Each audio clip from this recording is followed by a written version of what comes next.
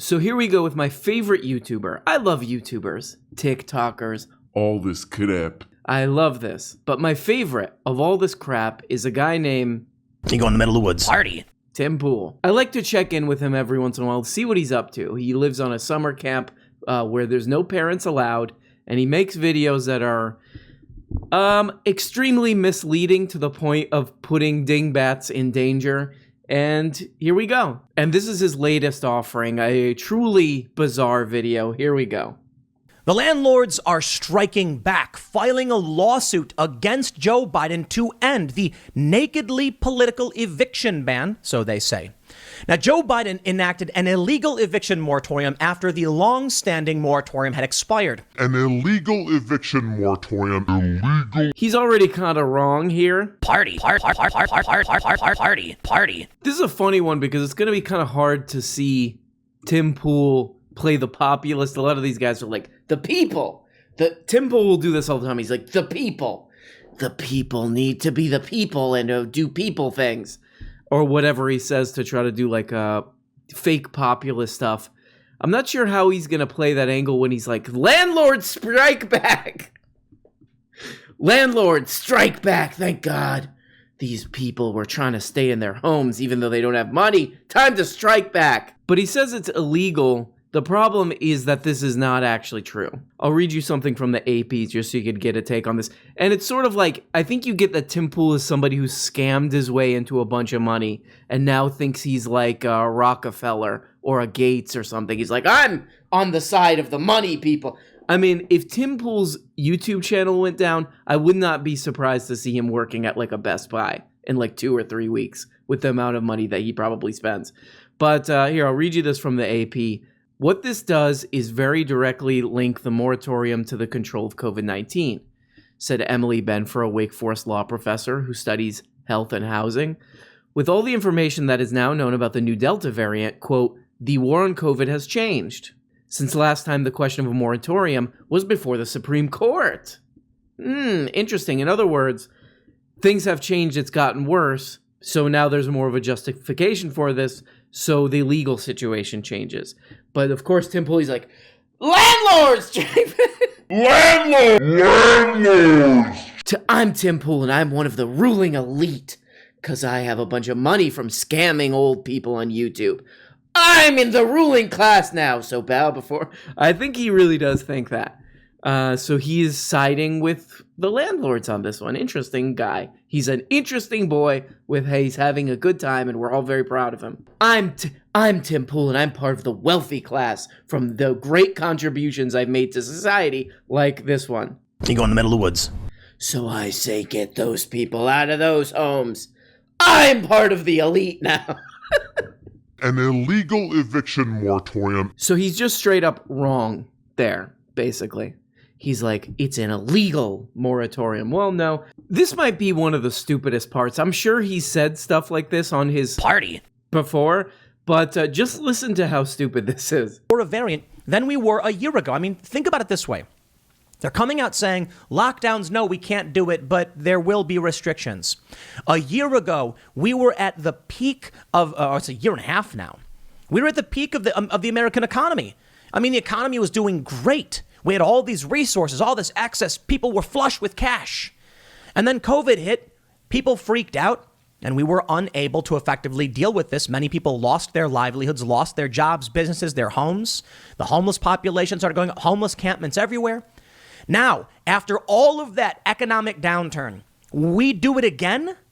Imagine what will happen if we did it again. But more importantly, the funniest thing about goofball, ding-dong, doofus, right-wingers on YouTube like Tim Pool is that I haven't heard this one in a while, but I did probably, maybe 2 or 3 years ago, was look at how great the economy is doing. Look at how great. This one is so easy to disprove. I mean, you could literally, in just a couple Google clicks, look at like GDP and all this crap. Everything is following a trend from before Trump was president. So this is like a complete myth that I don't know. I get why Tim Pool is saying it, because it's like, look, the people who watch my channel like Trump. They don't know why. I don't know why. I'm selling a slim tea on YouTube, and that's what I do. The funniest one is wages, is that wages went up. And you're like, wow, wages went up. Wages went up because of policies that Tim Pool hates. Higher minimum wages. In different states. They raised the minimum wage in certain states. So wages went up. Now, of course, like the reason he says anything is because the algorithm tells him to do. That's it. I would imagine he's barely awake when he records these videos. But what he's really saying is, You go in the middle of the woods. Wherever his dumb compound is that he lives. I'll be there recording videos. Of course, still got a 240p camera. That in tiny video in the corner. Millions of dollars from this crap. Still got the tiny video in the corner with the low res camera. You guys go out there and spread an even more contagious disease. I will be in my room recording my videos.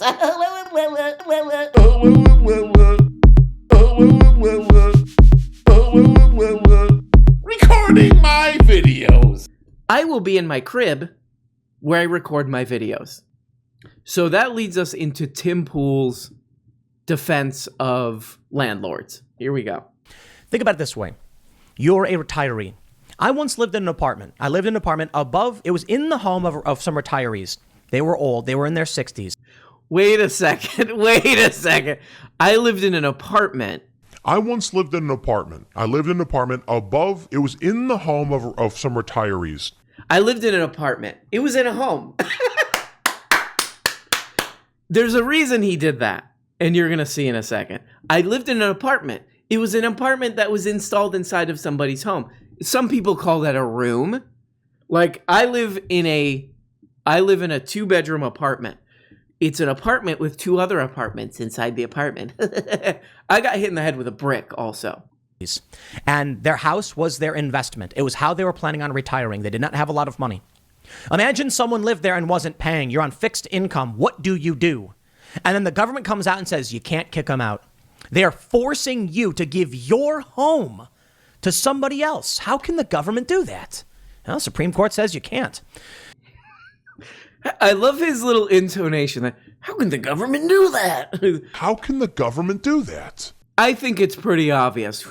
I don't know what's in Tim Pool's heart, but I think it's pretty obvious that he kind of messed up the story in the beginning there, because I think he might know this stat. Today, institutional investors make up 2% of the overall single-family rental market. Very important, right? So if you rent like a house, there's a good chance that an individual owns that house. However, institutional investors own 55% of multifamily rental units. Those are also known as apartment buildings. So I think Tim Pool kind of fucked up. He's like, I used to live in an apartment. Blah, blah, blah, blah. I mean, nope, I did not live in an apartment. You go in the middle of the woods. I lived actually in the middle of the woods. It was actually a house. Did I say apartment? I meant house, because that fits my story a little bit more. Because if I'm renting an apartment, more likely than not, I would be renting from the 55% of institutional investors that own apartment buildings. Meaning of big corporations, big companies that own tons of property. Little tip, but a friend of yours, a good friend of yours, he might rent from one of these big institutional apartment buildings. You know why? Because a lot of people do, because they are everywhere. So Tim Pool, he's like, kick people out of their homes during a pandemic that's getting more contagious. Pretty sound reasoning there by Tim. Let's see. Oh, next he goes into some other crap. Here we go. They shut the country down. We are now reaping the rewards, I mean that figuratively and sarcastically, of that failed policy. No, okay, I think it's fair to say that many people would say the lockdowns helped slow the spread. But sure, but like a year, it was like a year and a few months of lockdown. Was that really necessary? Was that really necessary? Because I don't know, I was just recording videos in my house. I didn't notice any problems. I didn't notice any problems because I was just in my little hermetically sealed bubble here. Hi, I'm Tim Pool, and I have some problems called sociopathic ones. Anyway, please give me money because it's really all I care about. So what he's saying is just let's ignore it. Let's ignore it. Get those asses out there to the frozen yogurt shop and get me my frozen yogurt, Tim Pool says as he records his horrible videos where he reads from websites on a 240p cam. Might want to take this into account. The Delta variant is sending more children to the hospital. Are they sicker too? It is not yet clear whether the Delta variant causes more severe disease in children, but its high level of infectiousness is causing a surge of pediatric COVID-19 cases. And that's on top of the 621,000 people who have already died from this pandemic. He's like, we should have just ignored it because, sometimes I like to get a McRib late at night, and that was not possible. That's what it is with this dope. This beanie dope, is that he thinks he's like a boss. He records these insufferable, not even entertaining videos. Like there's some people, like Jimmy Dore is a good entertainer, okay? He's funny. He's like making faces. He's like, look at this idiot! Like he's making faces. At least Tim Pool can't even do that. Like he's doing right-wing crap and he can't even make it entertaining. Like that's how much of a lazy do-nothing this dope is. But he's like, I'm one of the bosses, so I tell these idiots what to do. Get back to work. His whole thing is, we should have ignored, despite having all this evidence of over 500,000 people dead from this thing, his solution is, oh no, we shouldn't have even done anything then. We should have just pretended business as usual. Imagine doing this in any other area of life. Like you go into like a therapy or something and you're like, I'm having a problem with my relationship. I'm having a recurring problem in my relationships. And the therapist is just like, just don't worry about it. Just don't think about it. That'll be $300 a money, please. I can only imagine. There are a lot of landlords who are Democrats. I can only imagine many of these people right now are fuming. And this is going to spell disaster for Democrats moving into 2022. This may be why we're seeing many independent voters now souring on the economy, on the Biden administration, on Biden. I looked this up. And I found out that 7% of the country are landlords. But yeah, he says like, oh, this is going to flip a lot of Democrats. They're going to become Republicans. 7% of the country are landlords. And of course, the large amount of those that are that aren't people, that are like banks, basically.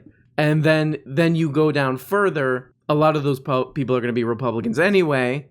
So yeah, it's going to flip that huge 1-2%. But that doesn't really, what was really truly crazy that we saw is when those property owner associations swooped in with millions of dollars to the Democratic Party and whatever, the Republican Party too probably, but swooped in and said, don't do the moratorium. So they had to kind of kick it around and be like, oh, we don't know. I don't speak English. I don't know. It's not good. That's why you saw that last week.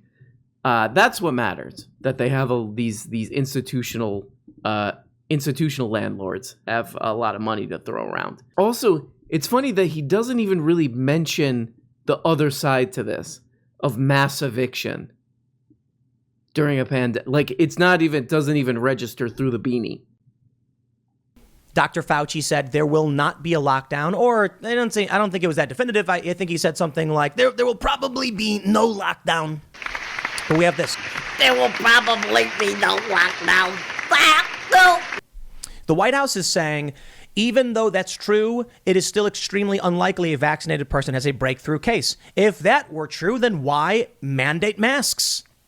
You see, I don't believe them. If breakthrough cases are exceedingly rare, then regardless of viral load, people will not need to wear masks if they're vaccinated. Why make 99.99% of people wear masks when it's the 0.001 who get a breakthrough case? It doesn't make sense. No, it doesn't. He's asking, why would you need to wear a mask if you're vaccinated? And the reason, Tim Pool, is because of your fans. Literally, the people who are already vaccinated are wearing a mask to help protect your fans who refuse to get vaccinated, because he does a lot of anti-vax stuff too. They're doing it to protect them, to help protect them. You don't have a vaccine, you could be in a lot of trouble. You get a lot of trouble, especially with the more contagious variant of this thing. So the vaccinated people are literally putting on masks when they don't have to. It's not for them. It's for your idiots, stupid. You dimwit, you. It doesn't make any sense. I'm an outraged truth teller. Now I want to show you, there's a really, really great response here. I tweeted about this. One user on Reddit says, "Nah, I'm good. I went out on a limb getting the first two, not going to continue to pump myself full of whatever this is." I loved that. I love everything about this interaction. The party. He literally goes through a Reddit thread to find one that his audience is going to like, and it's a guy saying, "I'm not getting any more vaccines." He's like, I love that, guys. Right, guys? We love that, guys. Guys, I'm not hearing the cha-ching that I like to hear, guys. Take a look at this from Daily Mail. Arkansas hospital overwhelmed with COVID patients is so short on nurses that it's offering $25,000 signing bonus. Group danced with a mock corpse. Creepy, right? Okay, they were able to. Now they're all quitting. They don't want to work anymore. Some nurses are on strike because they don't want to get vaccinated. Some are quitting because the pressure is too great. You think with a shortage of nurses, we're going to be able to get a handle on this time around? Doesn't sound like it makes sense to me, now does it? So Mr. No Preparation, not even writing coming up with a few dumb jokes before his thing that he records here, is now criticizing nurses, the people who are on the front lines of a pandemic. He's like, they don't want to work. They don't want to work. This is a really like monumental amount of self-delusion to be like, they don't want to work. I'm a true worker, a badass. I woke up at the crack of noon to record this piece of garbage video where I read the Daily Mail. But he doesn't even get that right. I mean, even in the headline, you can read it. Earlier this week, the state reported only having 25 open hospital beds across Arkansas. It's not that people don't want to work, it's that they need more people because this thing is getting out of control because of people like him. And yeah, a lot of them are burned out. But again, it's not because anything having to do with them not wanting to work. It's that the system is overwhelmed. The system cannot handle as many people who are getting sick. So this is actually really interesting. This is a really interesting little case here because Tim Pool, if you look at his social media stuff and you look at his YouTube, he knows that his audience are anti-vaxxers. So he's got to put anti-vax stuff out there, but be subtle enough about it as to not get banned. And he does a very clever thing here to do that. And you'll be able to see it. Here we go. UPMC, life-changing medicine, with the University of Pittsburgh School of the Health Sciences and Carnegie Mellon University. Here we go now. Here's the part where he gets, so he's got this study from University of Pittsburgh and Carnegie Mellon. And I looked at this study. They pulled a bunch of people through Facebook. You'll see where he goes with this, where he takes this. It's pretty interesting. But they do assert some very interesting findings. The largest decrease in hesitancy between January and May by education group was those with a high school education or less. Oh! That means people who have a high school diploma or are dropouts were more likely to get the vaccine, or they were more likely to be less hesitant. They say hesitancy held constant in the most educated group, those with a PhD. By May, PhDs were the most hesitant group. They do mention that counties, for Trump supporter counties, were more likely, they showed higher hesitancy, and the difference in hesitancy between the areas is high and low. Trump support grew over the period studied. This finding really highlights the politicization of public health recommendations. So it is true. Among Trump supporters, you will find a higher trend of vaccine hesitancy. It is more true that the most hesitant group are PhDs. It is more true that the most hesitant group are PhDs.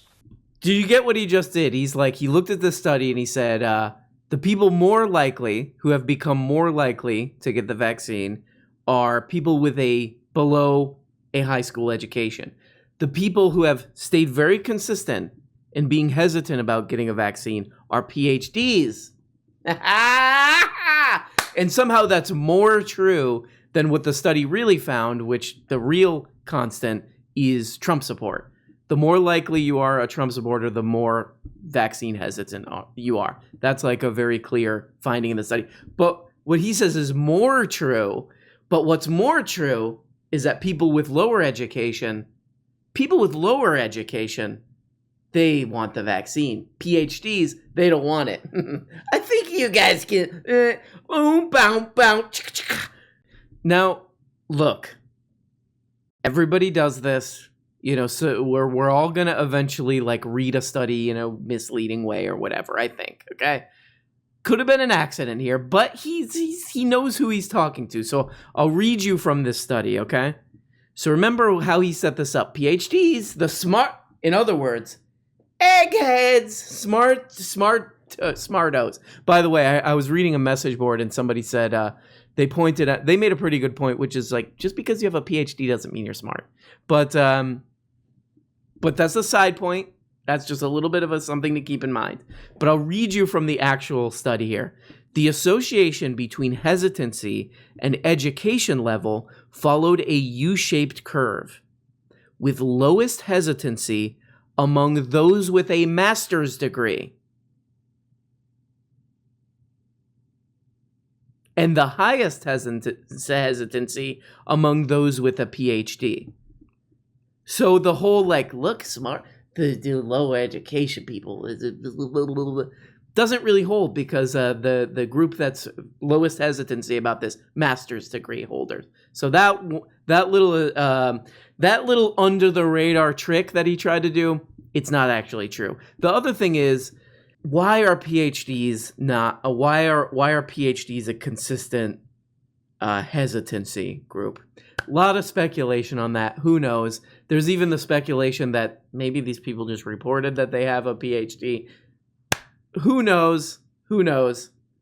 So you can actually look, they did these kind of what would you call these, infographics of their findings, and you can actually see here vaccine hesitancy and sort of the different education levels. Not that I would say who cares about this? How about just not get sick? But just to show that, whatever, Tim Pool is not going to look into this, but whatever. And what you can see actually here is kind of interesting, is that high school, because his whole setup was that, look, people with high school or less, aka the idiots, are getting the vaccine more than PhDs who are smart. That, and I gotta admit, it is a very clever way to say to what his audience wants to hear without getting busted. But if you look, actually, people with high school or less education were actually in January they were the most hesitant group, and they actually, over the next February, March, April, they went below. Just right below the group that has been consistent the whole time, which is PhDs, who are just a little bit more hesitant than people with a high school or less. And then again, you have at the very bottom masters, and then you have professional degree people are not very hesitant, and then you have 4-year degree people are not very hesitant, and then some college people are below both of those top ones. So there you go. Up to his old tricks again. I get it. You're just trying to. I like to check in with Tim Pool and be like, what's he on about this time? How much is he squeezing these people for money this time? And we're very proud of him. We think that there should be supervision at that camp of his. At that skate park summer camp of his. Because, the next thing you know, they all probably have BB guns, and somebody's going to get an eye out. I actually wouldn't be surprised. There's that story came out about Tim Pool, how, he kidnapped somebody's cat, and he wouldn't give them their cat back. I'm surprised that every day we're not hearing a story about like, somebody got their hand blown off by a firework. Somebody put out an eye with a BB gun. Like, that stuff is probably happening all the time. We just don't hear about it, but we'd love to see it. Camp Nowhere. What? Tim Pool, our favorite guy, and we like to fill our pants with when we watch him. Thank you, and please just stop it. Hey everybody, and thanks so much for watching this video. Like all the other YouTube and podcast perverts, I now have a Patreon. Every week on this Patreon, I'm uploading 2 Exclusive. Patreon exclusive shows. They're like real shows, more produced, more edited. A behind-the-scenes show where I reveal all my secrets, and a show where we go deep on an important topic that you will want to know about. Also, you get the daily and complete live show audio-only feeds. And at the top level, for only 25 bones, you can become a producer. These people that you're seeing right here make this program possible. Without them, nothing. It goes right in the toilet, right in the trash, and we set it on fire. Ooh, these are the most beautiful people of my whole life. Look at these people. Are you kidding me? Yeah, right. Good, nice try. Good, nice try. Good, nice try. It's these people who make it work. So please, for Christ's sake, become a patron. Bye-bye. I love you.